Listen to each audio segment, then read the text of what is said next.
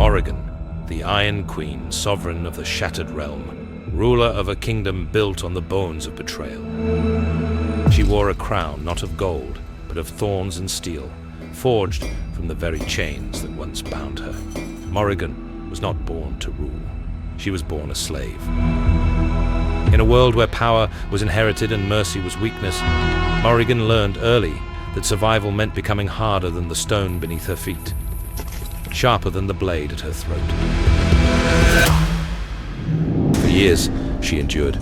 She bled, she broke, but she never bowed. You see, there are two types of people in this world: those who are crushed by their suffering, and those who are forged by it. Morrígan was forged.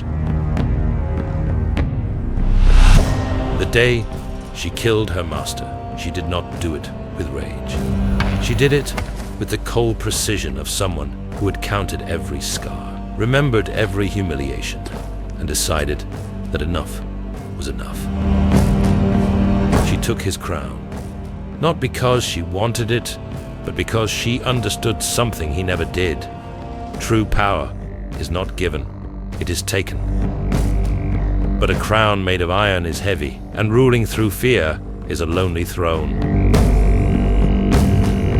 Morrígan built her kingdom on strength. She crushed her enemies without mercy. She demanded absolute loyalty, and her people obeyed not out of love, but out of terror.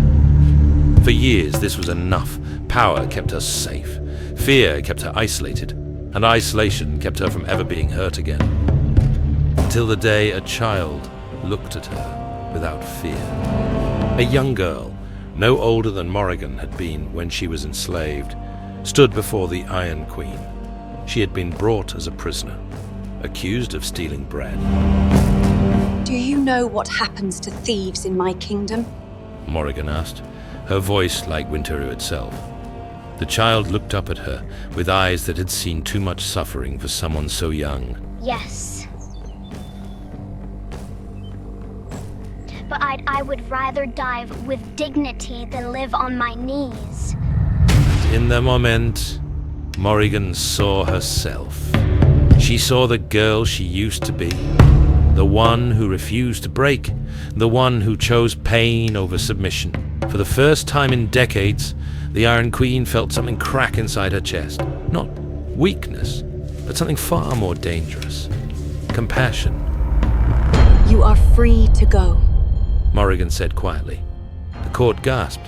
Her advisors protested, but the Queen's word was law. The child hesitated. Why? She asked.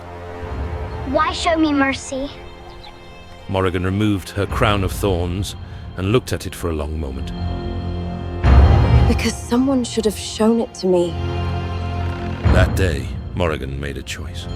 She could continue to rule through fear, building walls so high that no one could ever hurt her again. Or she could remember what it felt like to be powerless and use her power differently. She chose the latter. Slowly, the Iron Queen began to change. She did not become soft. Strength was still her foundation. But she learned that true power is not about making others fear you. It is about making them believe in something greater than themselves. She freed the enslaved. She fed the hungry. She gave voice to the voiceless. And her kingdom, once built on terror, began to transform into something else entirely. A sanctuary.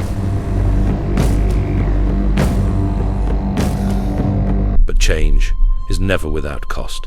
Her enemies saw her compassion as weakness. They conspired, they attacked, and on the darkest night, they came for her crown. Morrígan stood alone in her throne room, surrounded by those who sought to destroy everything she had built. You were stronger when you were cruel. Mercy has made you weak. Morrígan smiled. It was not a kind smile. You mistake compassion for weakness, she said, her voice like steel, wrapped in silk. I am not weak because I choose mercy. I am powerful enough to afford it.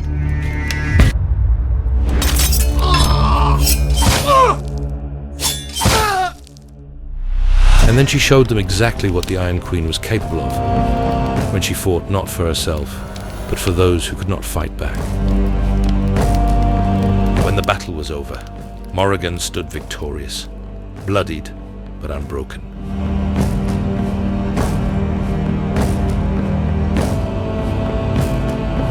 A crown of thorns still upon her head, but now it meant something different. It was no longer a symbol of her pain. It was a reminder that even the sharpest thorns can protect the most beautiful roses. Morrigan, the Iron Queen, learned that true strength is not about never being wounded. It is about choosing to heal, and then using your scars to light the way for others. And so she ruled, not with fear, but with fierce, unyielding love. A love that said, I will protect you because I know what it means to need protection. I will fight for you because I know what it means to fight alone. And I will wear this crown of thorns so that you never have to.